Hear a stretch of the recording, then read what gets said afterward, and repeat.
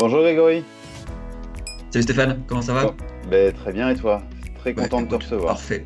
On va passer un petit moment ensemble. L'idée c'est que tu puisses un petit peu nous présenter ton approche de la cybersécurité, le métier, le service, l'outil que tu proposes. Tu nous diras ça plus tard.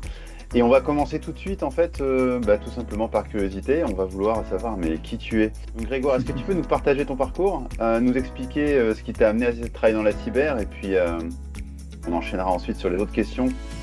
J'ai fait mes études un peu comme tout le monde là-bas, j'ai commencé là-bas et puis j'ai terminé à Lille dans le nord de la France, sûrement l'attrait de la bière.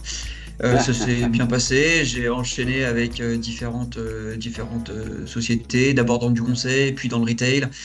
Et puis mon île me manquant, je suis rentré à La Réunion. J'ai repris dans le conseil effectivement à La Réunion. Et d'ailleurs c'était super intéressant parce que les niveaux de maturité en cybersécurité à La Réunion et à Lille sont complètement différents. C'est un peu Ouais. normal aussi parce que les moyens sont aussi très différents. Et ça a été pour moi l'occasion de redécouvrir un peu la discipline en étant ici. Et je me suis dit, du coup, pourquoi pas essayer d'aider le plus grand monde en fondant ma boîte et en créant l'outil parfait du RSSI. Mais je t'en parlerai un petit peu après. D'accord, donc c'est l'outil parfait du RSSI, ni plus ni moins. Eh oui, ni plus Ok, ni moins. super. Eh ben, ça va donner de la perspective à cet entretien, génial. Bon, super. Et donc du coup, tu as travaillé en France un petit peu ou tu as fait tes études et tu es reparti assez rapidement? Non, non, non, j'ai travaillé en France, j'y étais pendant plus de 10 ans, figure-toi. D'accord. Donc voilà, si tu veux, fin d'études là-bas, démarrage en tant qu'analyste cybersécurité dans une SS2I en cyber qui faisait du scan de vue, des choses récurrentes. Ouais. Puis après, je suis passé chez un client final dans le retail en tant qu'expert cybersécurité pour essayer d'un un peu porter tous les sujets de sécurité opérationnelle. Et puis après, quand je suis rentré à La Réunion, c'était plus dans un job de consultant, un peu, tu sais, à tout faire, autant organisationnel que technique, scan de vulnes, test d'intrusion, exercice red team, analyse de risque, accompagnement D'accord. RSSI délégué, voilà, un petit peu tout, vraiment un petit peu tout. Ok. Est-ce que pendant cette période-là, et peut-être depuis aussi, est-ce que tu as pu observer des fausses idées ou des idées reçues dans le secteur de la cybersécurité? Est-ce que tu es arrivé devant des gens qui avaient des dogmes ou des fantasmes? Tu as une Alors, anecdote c'est, peut-être? surtout depuis que je suis rentré, parce que Ouais. quand j'étais en métropole, c'est vrai que le sujet du coût de la cybersécurité, ça n'en était pas vraiment un. Les clients pour qui je travaillais, c'est des équipes qui étaient déjà bien staffées, tu sais, t'avais déjà pas mal de personnes. Et quand je suis rentré à La Réunion et que j'ai commencé à travailler ici, la plupart de ce qu'on me disait, donc c'était essentiellement des DSI avec qui je travaillais, ils me disaient, pour la cybersécurité, ça coûte trop cher, je ne peux pas en faire. Et en fait, c'est vraiment ça pour moi la plus grosse aberration qu'on entend partout. C'est que faire de la cybersécurité, ça coûte cher. En fait, pas du tout. Non, il faut juste connaître les bons outils, les bons process, avoir un petit peu de connaissances et de compétences. Et en vrai, ça coûte pas si cher que ça. Ouais. Beh, effectivement, il y a un effet de volume. Le marché, c'est souvent ce que j'observe, il est composé d'énormément d'offres et parfois certains pensent qu'il faut, en acquérir et en mettre en œuvre tellement que ça va coûter cher. Alors qu'effectivement, tu l'as évoqué et je pense que c'est un vrai point commun qu'on partage, c'est que finalement, quand on choisit bien ses outils, quand on prend les outils qui répondent aux bons besoins, et évidemment, il faut cartographier les problèmes et les risques d'une bonne manière, finalement, on arrive à quelque chose, si ce n'est pas de peu cher, au moins quelque chose d'efficient qui correspond à son contexte et à son risque. Super, mais c'est très intéressant. Écoute, on va continuer. On va continuer sur la lignée. On va s'intéresser aussi un petit peu, à ce que tu fais. Est-ce que tu peux présenter maintenant ton entreprise, ta mission? Donc tu as un petit peu évoqué, comment tu es arrivé à retourner sur l'île, arriver à créer ta boîte, rendre un service au plus grand nombre, tu l'as évoqué comme ça. Est-ce que tu peux nous dire maintenant, comment tu as concrétisé cette envie? Carrément. Carrément. Pour parler rapidement de ma boîte, moi voilà, je suis cofondateur d'une société qui s'appelle Eyaku et qui crée un outil, donc l'outil parfait du RSSI, évidemment. Et donc l'objectif de cette boîte, du coup, c'est de créer l'outil qui répondra à tous les besoins des structures en fait, de cybersécurité, quel que soit leur niveau de maturité. En fait, le constat derrière tout ça, c'est avec mon associé, on avait accompagné plusieurs sociétés Et on se rendait souvent compte que soit la cybersécurité, ça coûtait très cher, alors qu'en fait, il n'y avait pas forcément de besoin. Donc, je pense à des gros groupes, tu sais, qui avaient des armées de consultants pour Mm. faire du pilotage, alors qu'un outil, ça fait très très bien le travail. Il n'y a pas besoin non plus de mettre 10 personnes derrière. Et d'un autre côté, j'avais des toutes petites structures qui disaient, bah, Greg, par où je commence? Parce que la cybersécurité, pour moi, c'est complètement flou. Est-ce que c'est juste mettre un antivirus? Est-ce que c'est juste faire un audit de temps en temps? Qu'est-ce que c'est que la D'accord. cybersécurité? Et ça se passait souvent aussi, donc ça c'est les tout petits, et après tu avais les intermédiaires qui eux faisaient de la cybersécurité, mais pour eux c'était des fichiers Excel et des fichiers doc, et bon, on allait à telle date, telle heure, compléter tel fichier Excel parce qu'on avait fait notre check, et puis on Ouais, de la repassait, procédure, quoi. ouais, très très lourd, et très très lourd, vraiment pas facile à manipuler, même sur les aspects collaboration. Donc, tu Ouais. vois, tu dis, bah, ok, bah, j'ai travaillé sur tel document, bah, je te l'envoie. Mais en fait, non, parce que c'est la précédente version du document, c'est pas la dernière sur laquelle on a travaillé.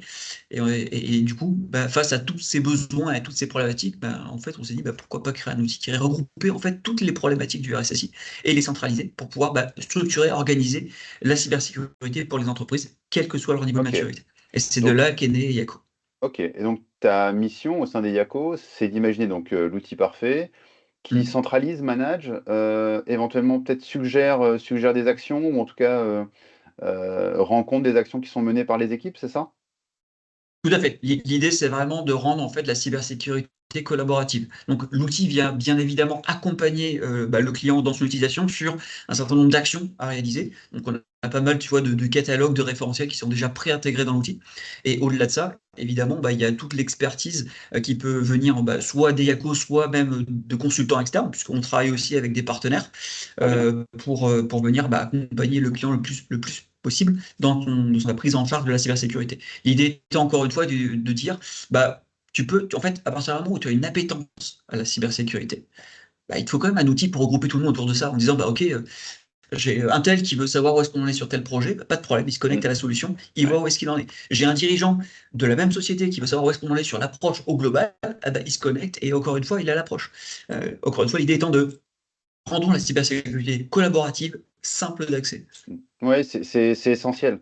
C'est un message qu'on passe beaucoup, quand on rencontre les dirigeants. Nous, c'est, vous allez avoir un défi connexe ou complémentaire à la cybersécurité, c'est la communication. Une très bonne communication dans les organisations et même au-delà. Donc ce que je comprends, c'est que ton outil permet, quelle que soit l'organisation de ton client, de pouvoir, mettre autour de la table virtuelle, autour de cet outil, tous les parties prenantes, c'est ça? Exactement, tout à OK, fait. super. Est-ce que tu as une approche, pour mettre ton outil alors soit pour le rendre efficient, peut-être dans les paramétrages ou autre, ou même pour, acculturer ton client à cette nouvelle méthode de travail ou à une méthode, assistée par l'outil? Est-ce que tu interviens sur des audits? Est-ce que tu interviens sous une forme un peu de conseil en amont? C'est ton métier d'origine, j'ai compris. Est-ce que le conseil fait partie intégrante du processus d'onboarding, d'intégration d'un client? Comment tu Comment tu jongles Comment et l'outil comment vit? tu ouais, voilà, comment tu le fais vivre, ouais. Bien sûr. Bah, en fait, tu l'as super bien résumé. En fait, le pire des cas, ce serait le cas, tu sais, où tu mets un outil en place chez un client et tu lui dis, bah, maintenant, débrouille-toi. Ça, c'est malheureusement certains outils où on voit encore un peu trop la chose. Euh, dans la cybersécurité, c'est pas possible. Il faut un Ouais, accompagnement pour l'intégration. Il faut du conseil pour savoir bah, quelle est la stratégie de l'entreprise, comment elle se voit, et ce qui permet, bah, du coup, à moi de aussi conseiller le client sur son approche. Euh, et aussi en fait de suivre le fait que l'intégration de l'outil, l'appropriation de l'outil au sein du client se passe bien. ouais. Donc ça, c'est des choses. Et comment ça se passe concrètement? En fait, c'est tout simplement des points qu'on réalise à des fréquences régulières. Donc évidemment, au début, tu sais, dans la phase d'intégration, de façon plus récurrente bah, avec le client pour qu'il découvre un peu l'outil, pour le former à l'outil et pour lui permettre aussi de l'aider à l'intégrer ses données. Et puis après, une fois qu'il est complètement intégré et autonome sur l'outil, juste à minima, tu vois, des points de suivi trimestriels pour savoir bah, comment ça se passe, comment Mmh. est-ce que tu avances, est-ce qu'il y a des fonctionnalités qui te manquent pour pouvoir encore une fois faire grandir l'outil. Et j'en profite, tiens, puisque je parle de fonctionnalité, on a quelque chose chez Yako, c'est le club des RSSI des Yako. En D'accord. fait, tous nos clients, qui sont essentiellement des RSSI, on les réunit une fois par trimestre, et lors de cette réunion, on discute du produit, des fonctionnalités qui manquent dans l'outil, et on fait développer en fait les fonctionnalités qui manquent sur la base de ce que demande le client. Et ce qui fait Très que bien. bah, plus le temps passe, plus l'outil est de plus en plus pertinent et répond de plus en plus aux besoins de nos clients. Ah, c'est intéressant, Voilà un ouais, petit peu. Donc l'idée, c'est de co-construire un outil. Tu vois, quand je dis l'outil parfait, c'est pas simplement moi qui le dis. Enfin, Si, quand même, c'est un peu moi qui le dis. Mais l'idée, c'est aussi de le dire, bah, c'est pas quelque chose que Eyako décide tout seul. C'est Eyako propose une approche qui permet de co-construire l'outil idéal D'accord, super. C'est une super démarche parce que du coup, le collaboratif, il s'étend même jusqu'à ton propre processus de développement produit. de C'est très création. pertinent. Super. Euh, je me pose une question et peut-être que je suis pas le seul à me la poser. Le RSSI, aujourd'hui, c'est une fonction, on en parle souvent avec différents intervenants, qui est un peu tirée entre plusieurs objectifs, plusieurs enjeux. Le RSSI, il est collaboratif lui-même avec d'autres fonctions, comme les directeurs informatiques. Il est souvent proche de la direction générale. Il faut qu'il entende les problématiques ou les usages métiers. Donc, c'est quelqu'un qui est très présent dans l'organisation. Mais finalement, on détermine pas exactement les limites de sa fonction, les limites de ses compétences aussi. Le RSSI, il est un peu, enfin, il est unique dans chaque boîte, c'est-à-dire que ça dépend de la personnalité qui l'incarne, ça dépend de la problématique de l'entreprise et de sa taille. Est-ce que toi, tu as dans tes RSSI, dans ton club RSSI, un portrait type, ou est-ce que tu confirmes cette idée comme quoi le RSSI, il est un petit peu, ben, chacun est unique, chacun l'incarne de la manière qu'il le peut et finalement, a son expertise propre. Est-ce que le RSSI pour toi, c'est quelqu'un de clairement De très défini ou normé. pas? Ouais, Pas du dis-moi. tout, pas du tout. Non, c'est vrai qu'on est sur des pluralités de profils complètement différents. Et ce que je constate, c'est que c'est essentiellement tu vois, des typologies de RSSI qui dépendent de la maturité de la structure dans laquelle ils sont. OK. On a pour les plus petites structures, je parle, tu sais, des petites collectivités, le RSSI, c'est soit le DSI, soit un administrateur système à qui on a dit, bien, félicitations, tiens, tu as la casquette de RSSI, maintenant sécurise. Ouais. Et voilà, et qui fait, d'accord, cool, génial. Voilà, donc ça, c'est pour les RSSI qui sont les plus, on va dire, dans les toutes petites structures avec une faible maturité, qui ont eux, effectivement, des approches beaucoup plus techniques de la sécurité. Je comprends, ouais. Et d'un autre côté, on va avoir les RSSI qui, effectivement, plus on monte en maturité de structure, ils vont commencer à être à temps plein sur leur fonction. Et donc, eux, ils vont commencer à réfléchir sur des aspects de gouvernance, de risque et de conformité, et comme tu disais, de communication auprès des différents collaborateurs. Et puis après, si on continue à monter dans des structures qui sont limite des grands groupes, avec, Ouais. en tout cas dans les RSSI avec qui je travaille, on est limite sur, tu sais, ce qu'on appelle un petit peu aujourd'hui les directeurs cybersécurité, où le rôle n'est plus seulement de sécuriser l'entreprise et son information, mais aussi de créer de la valeur Mmh. pour les produits de la société. Oui, d'accord, OK, Donc tu oui, vois, on est pour vraiment sur des valoriser. approches Mmh. exactement. Et donc valoriser la fonction de cybersécurité, mais aussi, comme je te disais, bah, apporter de la valeur et pouvoir créer des offres en fait dans certains métiers. Ouais, je comprends et bah, donc du coup, c'est l'évolution du métier, la suite logique. Mm, Si on parlait à une entreprise de petite taille, je mm, sais pas quelle est pour toi une petite taille, mais mettons une société d'une quarantaine de personnes, trentaine de mm, personnes, mm. qui a pas forcément, bah, qui n'a pas alors, on va faire un spoiler alert, mais finalement, dans ces tailles d'entreprise, on a rarement un RSSI temps plein, tel qu'on l'entend et tel qu'on en discute depuis tout à l'heure. Mais, est-ce que tu pourrais donner un petit tips pour une entreprise ou un dirigeant d'une boîte de petite taille?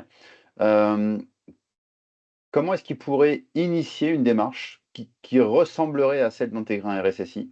Qui ressemblerait à intégrer, en fait, une fonction représentative, responsable, incarnant ce sujet? C'est quoi le profil, on va dire l'origine de profil idéal pour toi? Est-ce que c'est d'abord un communicant? Est-ce que c'est d'abord un mec qui est passionné par la tech? Est-ce que c'est d'abord quelqu'un qui est, rigoureux, qui a le sang-froid un peu, qui est en mode, Mm. process projet? Est-ce que sur cette voilà, est-ce que tu pourrais nous donner la qualité première si on devait identifier quelqu'un dans une foule, parmi ses collaborateurs, qui serait capable d'incarner la compétence? Sans parler Mm. évidemment de prendre le poste dans sa globalité, mais voilà, le point d'entrée, ce serait lequel d'après Ouais. toi? Pour moi, le point d'entrée en cybersécurité, c'est l'autonomie et l'initiative. Donc, c'est quelque chose que tu peux retrouver dans plein de fonctions différentes. Mais justement, comme tu le disais tout à l'heure, de par peut-être la taille de cette structure et le fait qu'il ne va pas forcément avoir de ressources pour pouvoir mener ses projets, Ouais. il est hyper important que la personne soit autonome et qu'elle puisse prendre des initiatives aussi pour montrer à la direction générale qu'elle porte vraiment la fonction et qu'elle n'est pas un simple exécutant. Ça aussi, c'est quelque chose qui peut être parfois un peu mal vécu. Et généralement, à partir du moment où le RSSI se positionne plus en tant qu'exécutant, il va souvent se faire absorber par des autres directions métiers. Euh, Ouais. souvent la DSI. Souvent la DSI. Donc c'est pour ça que souvent dans des petites structures, moi je trouve qu'on a des RSSI qui sont absorbés par la DSI parce que il a l'autonomie, mais pas forcément l'initiative de porter et de construire Ouais, différents programmes. Et après, du coup, là, tu ne me l'as pas demandé, mais la troisième grande qualité pour moi, c'est effectivement la communication. ok. Donc un RSSI qui est autonome, il va réussir à mettre en place des sujets et des mesures de protection au sein d'une structure. Initiative, il va pouvoir créer des programmes propres à son secteur d'activité. Et s'il arrive en plus de ça à les communiquer à la direction générale, à son DSI, vraiment, il va prendre de l'envergure et il va pouvoir être extrêmement efficace dans son poste. Ok, super.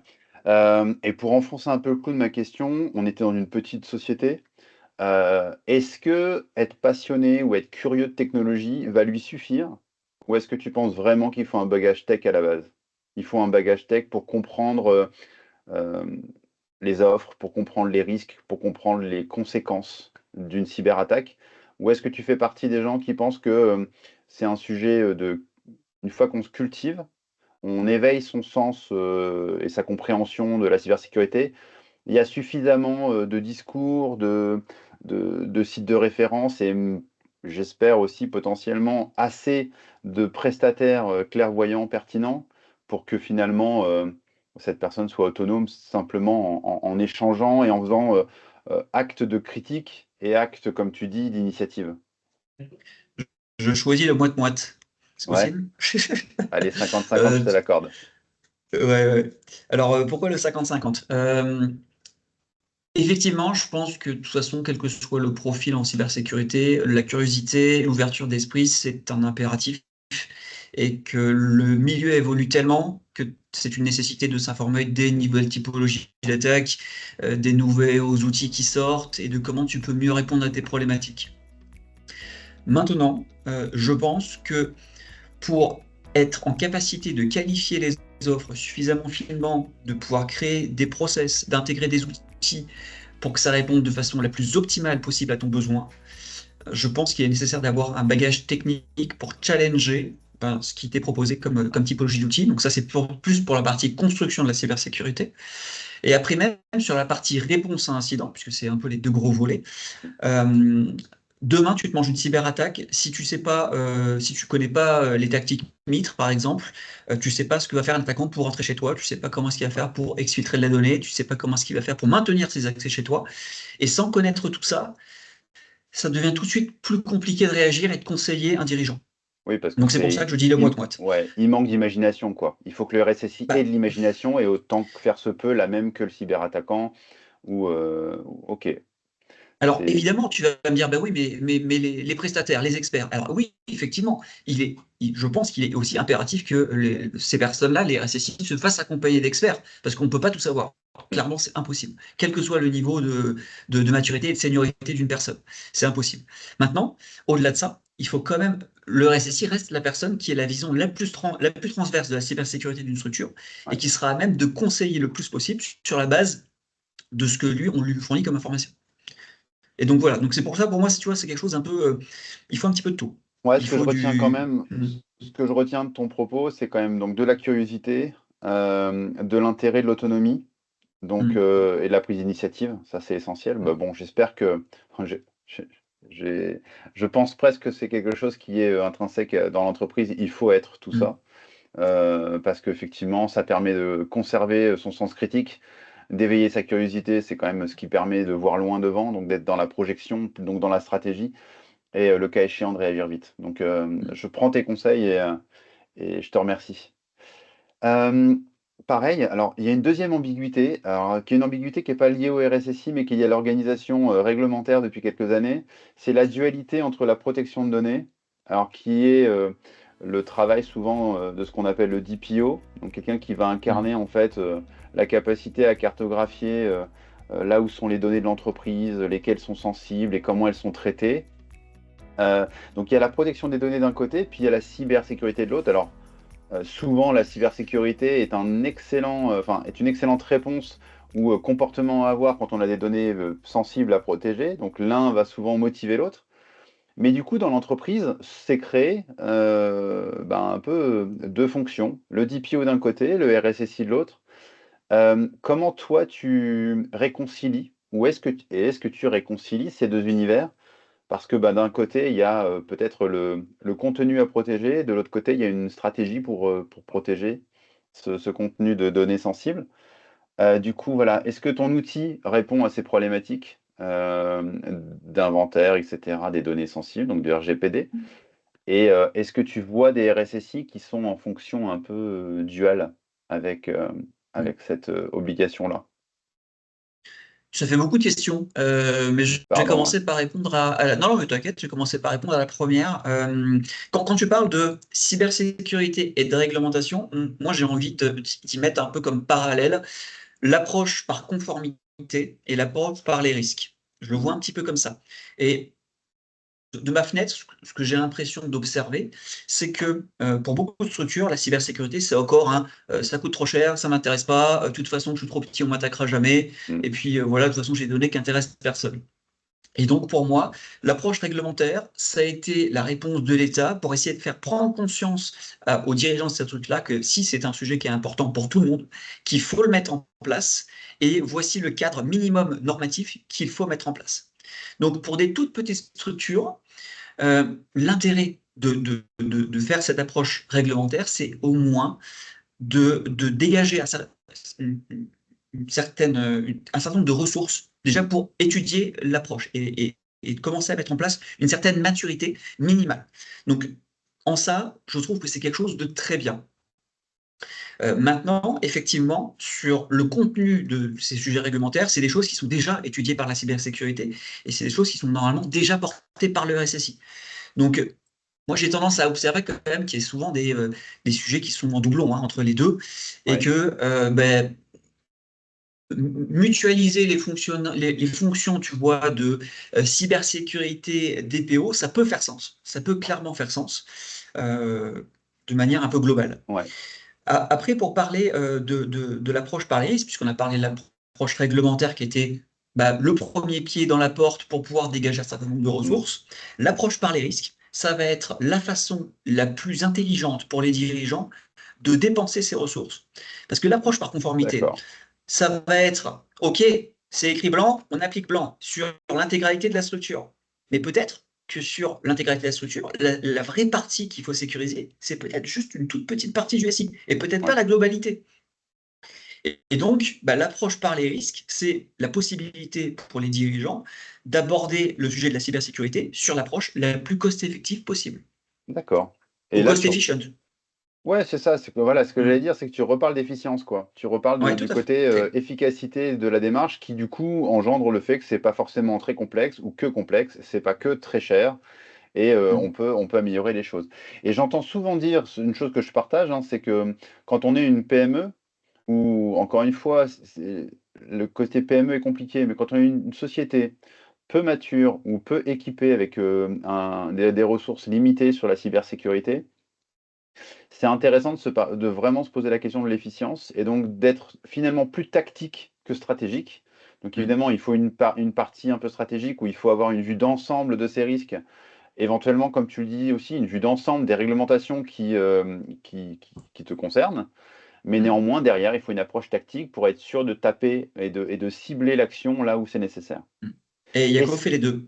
Voilà, c'est ce que j'allais te poser comme question. Du coup, ce qui m'intéresse, c'est de savoir effectivement ton outil, maintenant qu'on a parlé, Mm. qu'on a un peu encore plus édulcoré l'environnement du RSSI, l'environnement de Mm. l'entreprise. Est-ce que tu peux nous dire, hem, peut-être en nous parlant, d'une collaboration type avec un client, quelles sont les étapes par lesquelles tu passes? Ou qu'est-ce que tu ou en décrivant ce que tu lui apportes, en gros le avant, le après, l'utilisation de la Mm. plateforme. Est-ce que tu peux nous parler un petit peu de ça? C'est, la plus-value ou l'apport que tu offres, aux RSSI ou aux entreprises qui t'utilisent? Et Mm. peut-être que d'ailleurs, sur la mutualisation que tu évoquais comme une piste de réflexion entre le DPO et le RSSI, alors mutualisation, chacun y mettra le curseur qu'il veut, hein, soit c'est une communication facilitée, soit c'est un management partagé. Souvent, on se pose la question dans la RSSI, moi c'est une question que j'aime bien poser, c'est mais à qui êtes-vous rattaché? Et en fait, tu te rends compte qu'un Mm. DPO, un RSSI, il y a pas le cas d'école. Ils sont rattachés parfois à une fonction, à une autre fonction support. Le DSI va rendre compte au RSSI ou inversement, le DPO, il est un petit peu au milieu du gué. Enfin, c'est très compliqué de manière certaine de localiser la fonction et son lien hiérarchique. Donc, est-ce que tu peux, pardon, parce que je pose plein de questions, j'aborde plein de sujets, donc ça, c'est la magie de la conversation. On a envie de tout savoir et on a envie de partager surtout. Mais voilà, je recentre. Est-ce que toi, avec Eyako, tu peux nous expliquer comment tu viens organiser, Mm. combien tu viens régir, comment tu viens faciliter toutes Mm. ces questions Bien d'organisation? sûr, bien sûr, pas de problème. Bah, si tu veux, lorsque aujourd'hui on intègre un nouveau client sur Ayako, on va déjà avoir, tu sais, un premier questionnaire de positionnement bah, pour savoir bah, qui est client, est-ce qu'il a déjà démarré sa démarche par les risques, est-ce qu'il a déjà Ouais, démarré sa démarche conformité, et c'est sur la base de c'est sur la base de ce questionnaire-là qu'Ayako va proposer déjà un premier plan d'action sur des risques à gérer, de la conformité minimum en fonction de la taille de la structure et du secteur d'activité, et, pour, si tu veux, tout de suite embarquer le client dans tout ça. Et après, si tu veux, on va vraiment avoir une démarche pas à pas sur, bah, ok, on va commencer par travailler sur ta cartographie, puis on va travailler sur toute ta partie documentation cadre, puis sur la gestion de tes risques, puis sur ta conformité réglementaire, sur les différents contrôles récurrents qu'il faut mm, que tu réalises de façon régulière. Et Yako va relancer, si tu veux, le client et les différentes parties prenantes à différentes fréquences sur les actions qui sont réalisées sur la plateforme. Donc, autant avant, c'était le RSSI qui devait se dire, bon, alors attends, on est quel jour? Oui, mince, on est début du mois. Donc, c'est les d'accord, contrôles. Donc, OK, quel contrôle je dois faire? Je vais sur mon fichier Excel. Ah, cela, je les ai déjà fait, cela pas encore. Donc, je dois relancer telle personne sur tel contrôle. Et je fais les mails, tous. Alors qu'aujourd'hui, bah, c'est l'outil qui gère tout ça pour toi. Donc, le RSSI a juste se connecter sur la plateforme, dire, OK, qu'est-ce que je vais faire aujourd'hui? Il regarde sur son calendrier, bah, tiens, aujourd'hui, c'est le jour de tel et tel contrôle. Ah oui, tiens, j'ai une nouvelle application qui a été intégrée. Bon, ok, je vais appuyer sur un bouton, ça va automatiquement interroger mon référent métier sur qu'est-ce que c'est que cette application, quels sont les actifs sur lesquels elle se base, est-ce que j'ai des données sensibles qui sont présentes sur ces applications, d'accord. et tout ça géré par le biais de workflows qui sont déjà dans Yako. Donc voilà, donc c'est une vue simplifiée pour faire gagner du temps et pour que le RSSI, si tu veux, se concentre vraiment plus sur les actions à plus forte valeur ajoutée plutôt que juste sur du pilotage. D'accord, excellent. Voilà un petit Beh, peu c'est très l'approche. clair et ça répond bien à la vision que tu évoquais tout à l'heure, qui est de rendre les choses efficientes parce qu'on imagine bien un Excel d'un côté, un email de l'autre. Si tout ça est Mm. réuni dans une seule et même process, qui est un workflow automatisé ou suggéré, effectivement, ça répond bien à ta mission. Mm. Et pour te Hem, parler, tu parlais des ouais, DPO. Nous, on a certains de nos modules qui répondent en fait à ces besoins des DPO sur la partie cartographie des données, mais aussi sur la partie, par exemple, tu vois, gestion du risque avec les sortes parties, avec les tiers. Donc, oui, au travers de la plateforme, tu peux carrément auditer tes tiers et leur fournir des questionnaires, soit qui te sont proposés par Yahoo, puisqu'on a un certain nombre de typologies de questionnaires euh, par défaut, mais aussi tu peux créer les propres tiens qui iraient mélanger différentes typologies de questionnaires qui seraient liés à ton activité en particulier, par exemple. Donc d'accord, vraiment, très c'est, bien. tu vois ça, c'est tous les sujets de cybersécurité, rassemblons-les, rendons la chose simple. Très bien, super. Bah, écoute, c'est une belle promesse. Hem, du coup, ton outil, une fois qu'il est installé, est-ce que tu constates un niveau d'autonomie, suffisant? Ou est-ce que, comme tu l'évoquais tout à l'heure, tu es régulièrement en situation de conseil parce que tu as besoin, d'interagir avec eux ou ils ont besoin d'interagir avec un expert? Encore une fois, très, très différent en fonction de la niveau Ouais, de maturité. Sur du RSSI plus junior ou qui démarre, on est vraiment sur l'accompagnement récurrent, régulier, au moins tous les mois au début pour que tu vois l'outil soit vraiment appréhendé. Sur des RSSI confirmés, voire seniors, c'est limite s'ils me disent pas non mais non merci, t'inquiète, t'inquiète, ton outil est très simple, on va se débrouiller sans toi. Et donc là, c'est d'accord, moi qui insiste pour dire, ah, s'il te plaît, si, j'aimerais bien qu'on discute de temps en temps pour savoir où tu en es, comment ça se passe, quelles sont les nouvelles de la structure. Donc voilà, c'est plutôt ça. Donc d'un côté, je suis plutôt demandé, de l'autre côté, c'est moi qui suis demandeur. OK. Voilà, c'est vraiment très différent. Ouais, super. De tout à l'heure, tu évoquais, et c'est pour être très, très clair, et répondre à une question que les gens se posent peut-être. Tu es à La Réunion, donc tu es sur une île. Oui, Tu as, voilà, tu un cadre de vie, tu as choisi un cadre de vie différent de celui, de la France. Tu as des clients français. Tu t'intéresses à équiper les RSSI du marché français. Est-ce que tu peux nous parler un petit peu, sans nous dévoiler de clients, mais est-ce que tu peux nous dire un petit peu ce que tu attends et ce que tu vises et ce que tu souhaites en termes d'équipement, d'adoption, et parler un petit peu des tailles d'entreprise, ça m'intéresse, que tu désacralises aussi peut-être pour beaucoup d'entreprises, beaucoup de dirigeants. Est-ce que ma taille d'entreprise mérite? Est-ce que ma taille d'entreprise suffit à avoir une activité managée? Est-ce que tu peux nous en dire plus sur tes clients cibles? Ouais, bien sûr. Pour te parler un petit peu, alors tu parlais d'un peu de la clientèle des Yako. Aujourd'hui, on est à 80% de clientèle qui est en métropole et 20% à La Réunion. Tu vois, on est D'accord, vraiment sur un marché essentiellement métropolitain. Et sur les typologies de clientèle, on est sur nos plus petits clients, c'est comme tu disais, entre 30 et 50 collaborateurs. Et nos plus gros clients, c'est plusieurs dizaines de milliers de collaborateurs. d'accord. Donc tu vois, on est vraiment sur des tailles de structures complètement différentes avec des besoins aussi complètement différents. Les plus matures vont être vraiment sur du workflow, sur du process, et les plus jeunes vont être plutôt sur de la prise de connaissance du chantier de RSSI et de tout ce que ça doit englober, avec après des travaux qui sont évidemment limités Oui, à leurs besoins propres.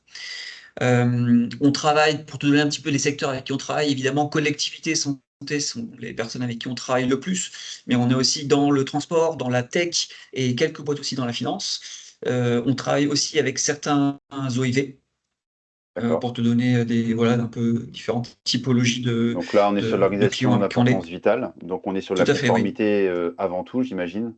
Oui, Ok.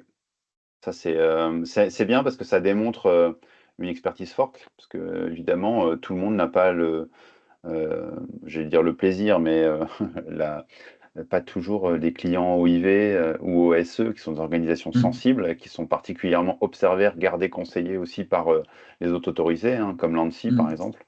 Donc c'est un gage de sérieux de ta solution que d'imaginer mm. que les OSE, les OIV travaillent avec toi, effectivement. Mais c'est bien de le préciser, tu as raison. Et même si tu travailles avec des petites structures par ailleurs, euh, c'est intéressant de savoir que tu offres aussi un environnement. Parce que tu parlais tout à l'heure du club des DSI. C'est Resti. intéressant aussi, RSSI, pardon. C'est hyper intéressant aussi de se dire que tu permets à des clients entre eux de discuter, Mm. ou entre eux en tout cas de se côtoyer, parce que j'imagine que ça peut aider la montée en maturité, ça peut aider la résolution de problèmes par ailleurs, et c'est plutôt vertueux comme Bien approche. sûr. Bien sûr, tout à fait, Ouais, complètement. C'est un peu, enfin, tu dois connaître, tu sais, les différents CLUSIR et l'association ouais, inclusive, ouais. les clubs des RSSI de France. C'est quelque chose, effectivement, de similaire, mais regroupé à l'échelle de nos clients. Ouais, propre à Tout à vous. fait. Je n'aurais pas la prétention de dire qu'Ayako fait aussi bien que le CLUSIF, loin de là. Mais ça, en tout cas, nous avons les mêmes souhaits, à savoir de démocratiser la cybersécurité et de la rendre la plus abordable et la plus compréhensible pour tous. Ouais, mais c'est très bien, c'est notre mission commune. On Mm. est vraiment là-dessus, nous aussi, chez Sibyl, et on avait vraiment vocation, on a vocation à vous rencontrer, à te rencontrer pour pouvoir Mm. un peu désacraliser et puis bien expliquer les choses. C'est intéressant, tu évoques d'autres pistes de réflexion. Je pense que là, quand on parle du CLUSIR, du CLUSIF, on est clairement sur la réflexion aussi quels sont les moyens à disposition pour faire de la veille et pour Mm. faire un peu de réseautage sur des fonctions. Nous, les entreprises privées, avec ton offre, ta plateforme, tu apportes une autre réponse à la volonté et au besoin que ce métier il s'enrichisse et que les expériences des uns enrichissent celles des autres. Donc Mm. on est sur une bonne dynamique, je pense que c'est un vrai enjeu, la communication et le partage d'expériences. Je te remercie, Grégory. On a fait le tour des questions que je me posais et puis du temps qu'on Mm. pouvait se consacrer. Est-ce que tu as, quelque chose à ajouter? Est-ce que tu as envie de nous partager une remarque, une question Mm. ou une info qui nous a manqué là pendant ces 8 minutes? Écoute, je pense qu'on a fait une petite discussion sympathique. Je voulais te remercier, Stéphane, beaucoup pour l'opportunité de discuter de tout ça. Et moi, ce que je constate, c'est que Sibyl et Yacon ont en fait un peu le même slogan, à savoir rendre la sécurité accessible à tous. Et Tout si à je fait. devais garder voilà, un mot de la fin, c'est voilà, make cyber security simple for everyone. C'est tout. Exactement, exactement. Bah, écoute, ce sera l'occasion de se dire qu'on a intérêt à rediscuter. On aura certainement d'autres sujets à aborder ensemble. En tout cas, je te remercie énormément pour le temps que tu me consacres ce matin. Je suis très heureux d'avoir partagé avec toi. Je suis sûr que ta solution, effectivement, répond à un vrai enjeu. Et chez Sibyl, on t'a contacté et on s'intéresse à la Mm. solution parce qu'elle a un vrai sens. Je ne cesserai de le répéter, elle a du sens aussi pour des petites structures. Et c'est hyper important qu'une petite structure, quelle est la maturité, quelle est la ressource, quel est le budget, c'est pas le sujet. Il faut maintenant qu'elle passe à l'action, il faut qu'elle mette le premier pied dans la bonne direction. Et ce qui est important pour nous, et c'est l'objet de ce matin, c'est que toi, Grégory, tu puisses apporter ta pierre à l'édifice et à la discussion. Chers dirigeants, passez à l'action. Faites simple, étape par étape. Il y a des professionnels pour vous entourer, il y a des solutions pour vous faciliter la tâche. Et on sera là, Grégory, toi de ton côté, nous de notre côté chez Civil, on sera là pour continuer à répondre à vos questions. Merci beaucoup, Grégory. Très belle Merci journée à à toi, toi. Stéphane. Et À puis, toi aussi. avec très grand plaisir pour rediscuter de tous les sujets qu'on a pu aborder, de quelques-uns qui nous ont intéressés.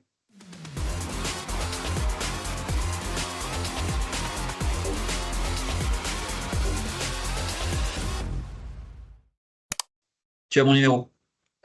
Exactement. Merci beaucoup. Très bonne journée à toi. Au revoir. Au revoir.